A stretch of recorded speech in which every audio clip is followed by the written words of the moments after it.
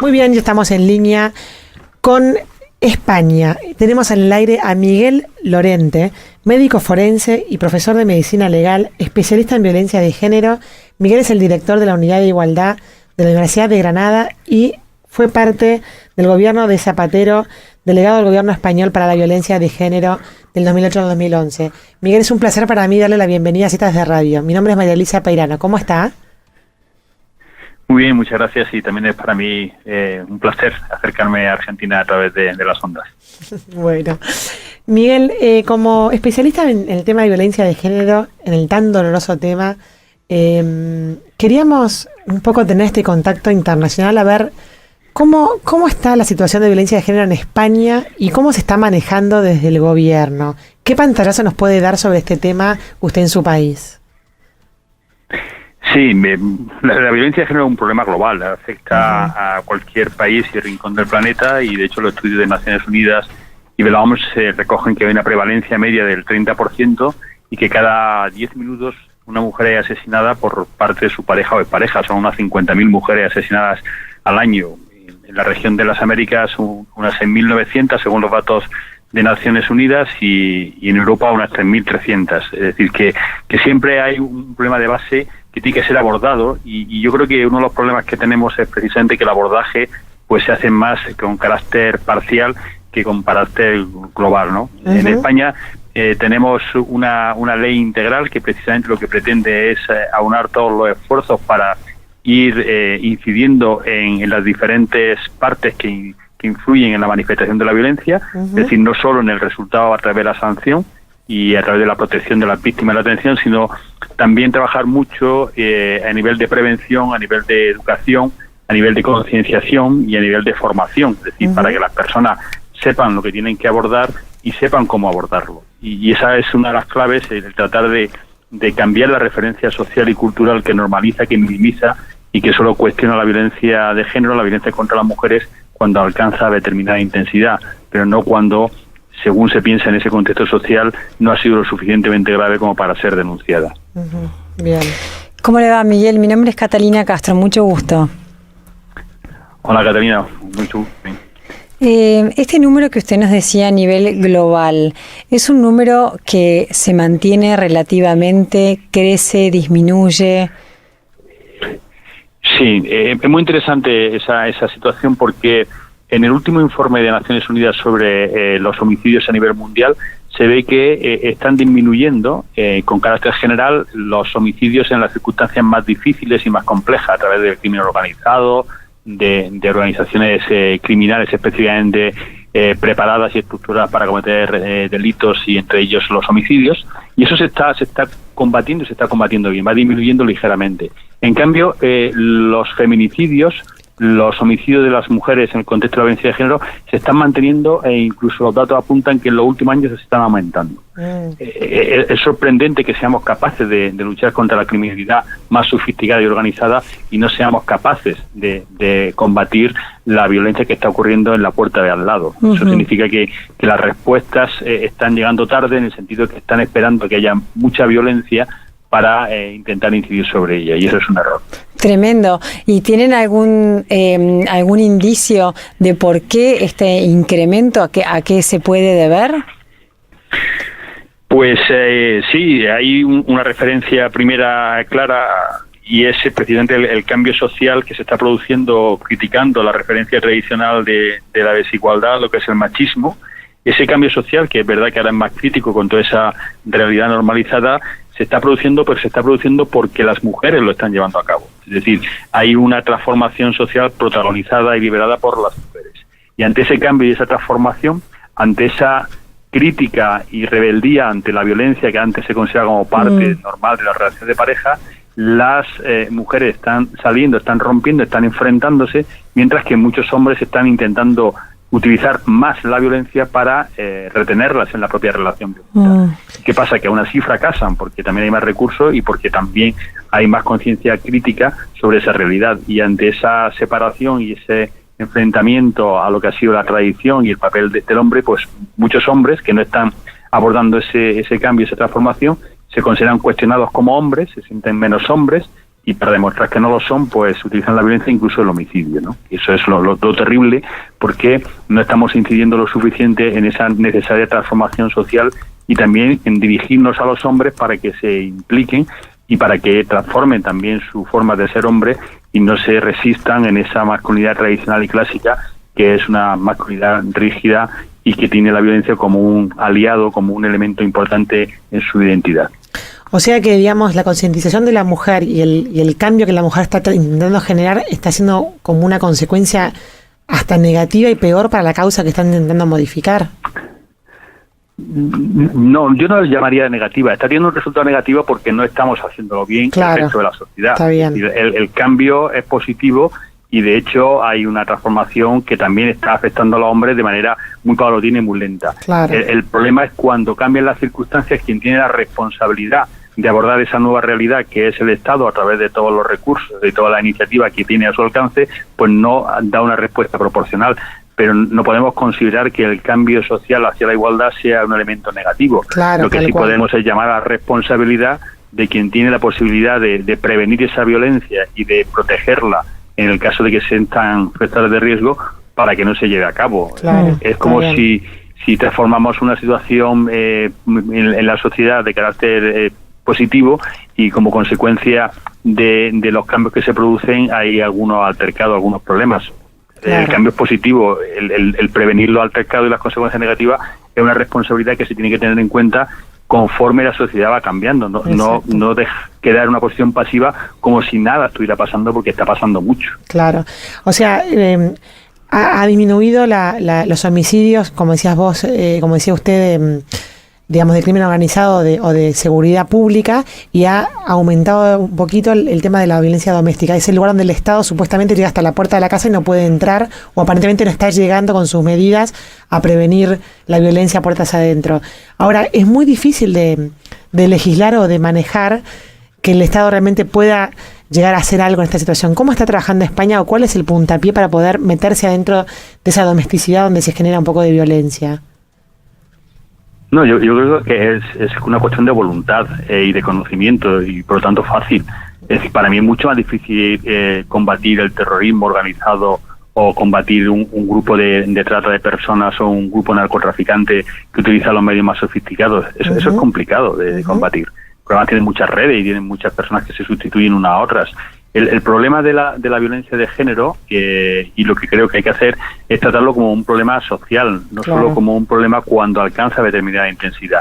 Es decir, vivimos sociedades machistas donde se está prácticamente a diario cosificando a la mujer en los medios de comunicación, en la publicidad, en las series de televisión, en el cine, donde se considera gracioso determinados comentarios sobre las mujeres, y todo lo que es el machismo y parte del machismo de nuestra vida diaria, y dentro de esas actitudes pues se entiende que el hombre pueda controlar, pueda decirle a la mujer lo que tiene que hacer, con quién tiene que salir, a qué hora tiene que entrar, cuestionar sobre su ropa, considerarla provocadora porque lleve un escote demasiado largo según él o una falda demasiado corta según también su opinión, y todo eso que lo vemos como parte de un hombre digamos pendiente de su pareja o de las relaciones de familia, forma parte de lo que luego justifica el uso de la violencia para corregir aquello que él considera que se ha apartado de lo que debe ser el papel y la actitud de su mujer, ¿no? Bueno. Y frente a ese machismo que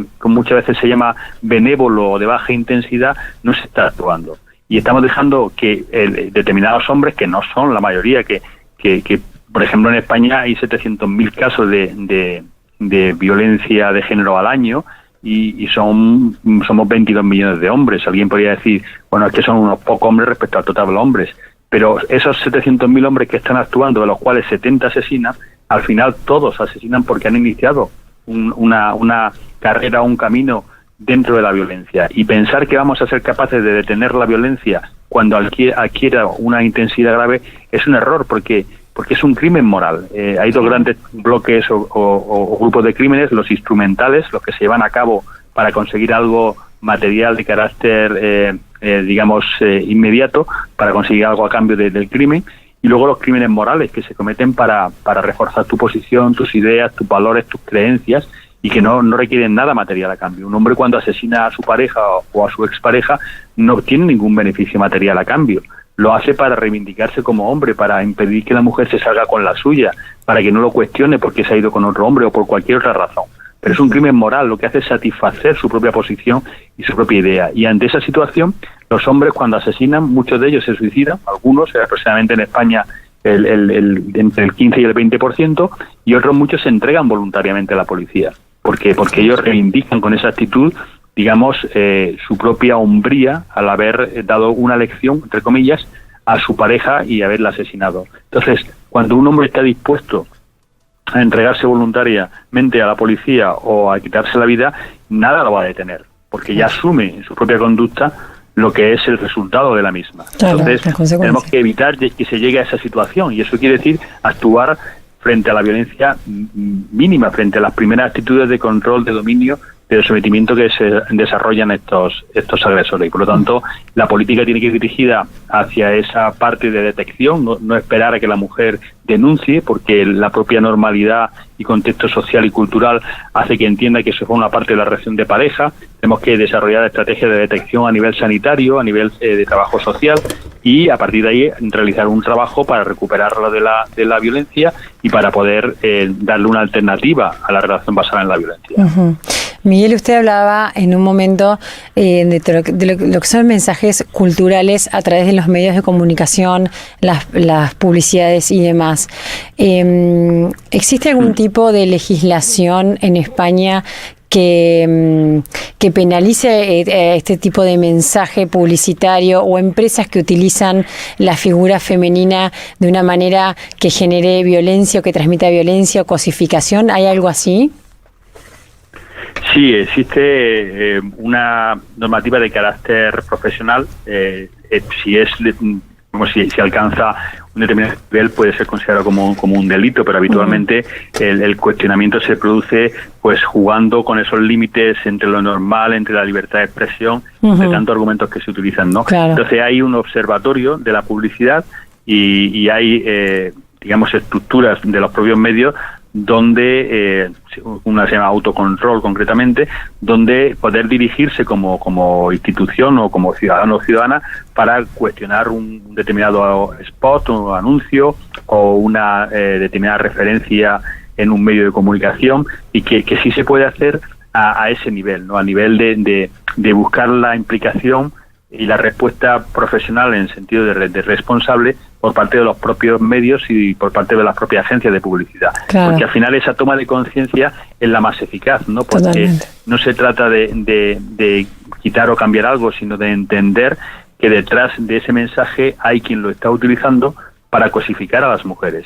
Y al igual que hoy por hoy es muy difícil ver un anuncio o una determinada representación del racismo o de la xenofobia en los anuncios, por ejemplo, en cambio lo del sexismo lo vemos a diario. Entonces, la sociedad ha sido capaz de cuestionar determinados usos de la publicidad, pero todavía no ha llegado a hacerlo con el sexismo, ¿no? Porque el sexismo forma parte mucho más cercana, una parte mucho más de la identidad basada en lo que es el machismo, el patriarcado, el androcentrismo, y forma parte de lo que es esa normalidad, ¿no? De la manera de mirar y entender la realidad, ¿no? Y eso es lo que tenemos que ir cuestionando, que lo vamos haciendo, pero muy poco a poco. Ahora mismo vemos algunos programas, algunos anuncios de hace 5 o 10 años y decimos, qué machistas eran entonces. Sí. Pero cuando ocurría eso, no pensábamos que era un anuncio machista. Hoy estamos viendo anuncios en televisión que dentro de unos años dirán qué machistas eran en 2016. Claro, pero hoy no somos capaces de hacer esa crítica. Y no porque sea inaccesible a la razón y al argumento reflexivo, sino porque todavía estamos muy impregnados por lo que ha sido esa normalidad cultural que lleva a entender como adecuado o apropiado determinados usos de la imagen de la mujer, por ejemplo. Claro, claro. Miguel, ¿y hay cifras sobre violencia ejercida en los hombres también en relaciones de pareja o de exparejas? ¿O es algo que no...? ¿Hacia los hombres? Sí. Sí, hay cifras en términos, sobre todo en términos de homicidios, que por ejemplo viene a representar pues aproximadamente entre un 5 y un 8% respecto al de mujeres.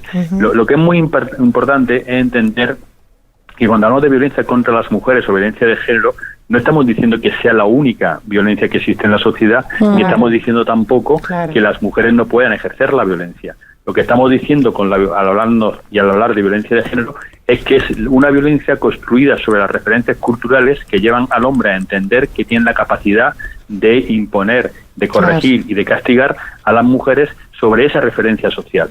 Por lo tanto, cuando una mujer dice mi marido me pega lo normal, o cuando las mujeres piensan que es algo habitual el que se pueda producir ese tipo de violencia, o cuando hacemos un estudio en toda la Unión Europea y el 3% de la población dice que la violencia contra las mujeres está justificada en algunas ocasiones, pues vemos que ese componente de normalidad cultural es algo que está influyendo para que esa violencia exista, para que esa violencia continúe y para que esa violencia llegue hasta el femicidio. Es decir, el número de femicidios es que cada 10 minutos una mujer se asesina solo por su pareja o expareja.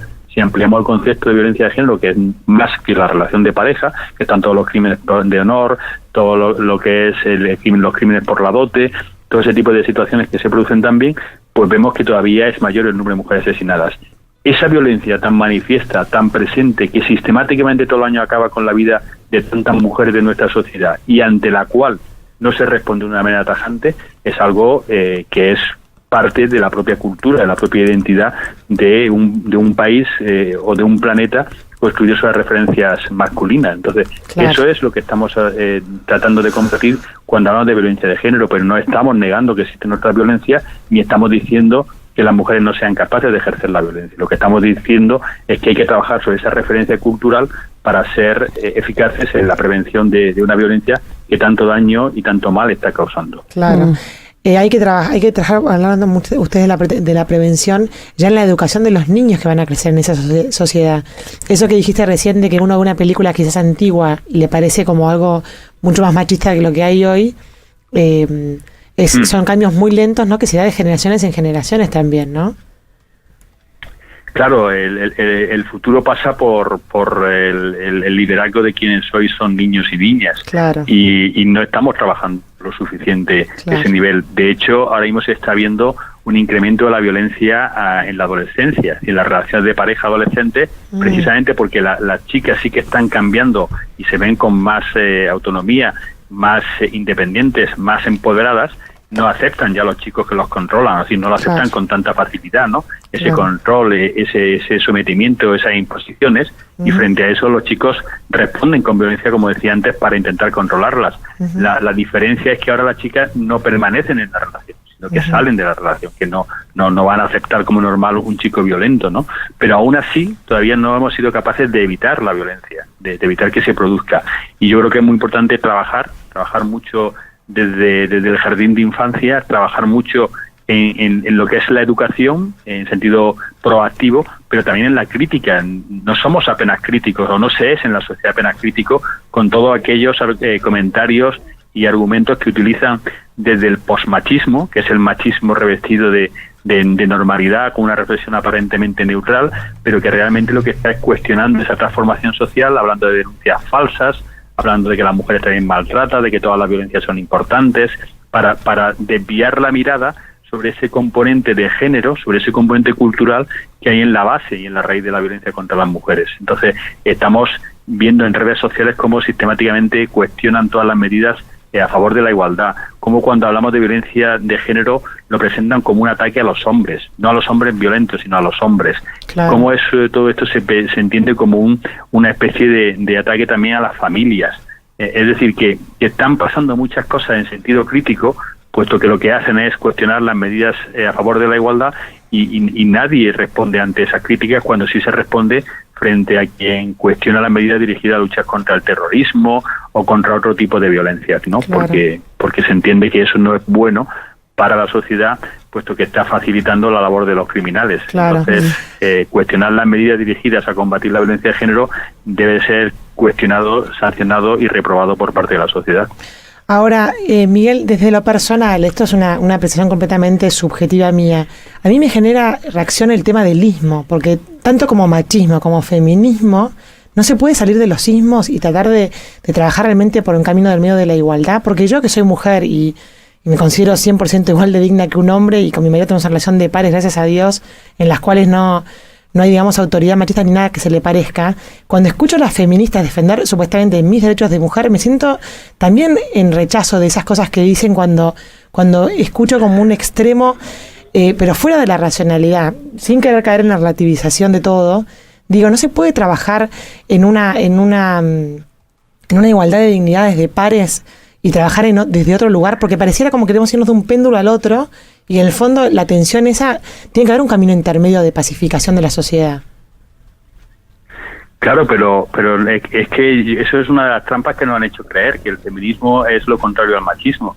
El feminismo es la reivindicación de la igualdad, es la revolucionaria idea de considerar que las mujeres son iguales que los hombres, que tienen los mismos derechos. El feminismo no pide nada que no sea la igualdad y no pide nada que sea favor de esa convivencia en paz. Claro. La estrategia crítica y la forma de plantearlo e incluso el énfasis sobre determinadas cuestiones para conseguirlo es lo que diferencia dentro del feminismo diferentes posiciones del feminismo. Perfecto. Pero el feminismo tenemos que verlo como un movimiento liberador de la sociedad basada en la desigualdad. El machismo no es una posición que defienda algo que no sea la prevalencia del hombre sobre la mujer, que no sea la desigualdad, que no sea el criterio masculino para darle significado y sentido a la organización de la convivencia en la sociedad. Claro. El machismo es imposición, puesto que es la desigualdad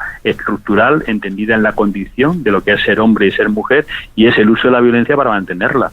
El feminismo, aunque no se compartan algunos planteamientos de determinados movimientos dentro del feminismo, que es como algo, digamos, muy libre y muy susceptible de que pueda suceder, pero al final su único planteamiento es la igualdad. No hay otro, es decir, no pide ningún privilegio para las mujeres, y el machismo es los privilegios, no es que pida, sino son ya los existentes, los privilegios de los hombres sobre las mujeres. Lamentablemente se nos ha ido el tiempo, Miguel, muy interesante, le agradezco muchísimo esta comunicación, y bueno, y quedaremos en contacto para futuras oportunidades. Muchas gracias. Pues un placer y muchas gracias también para vosotras. Bueno, saludos desde Argentina, adiós. Igualmente, un abrazo. Escuchaste al especialista en violencia de género, el español profesor médico Miguel Lorente.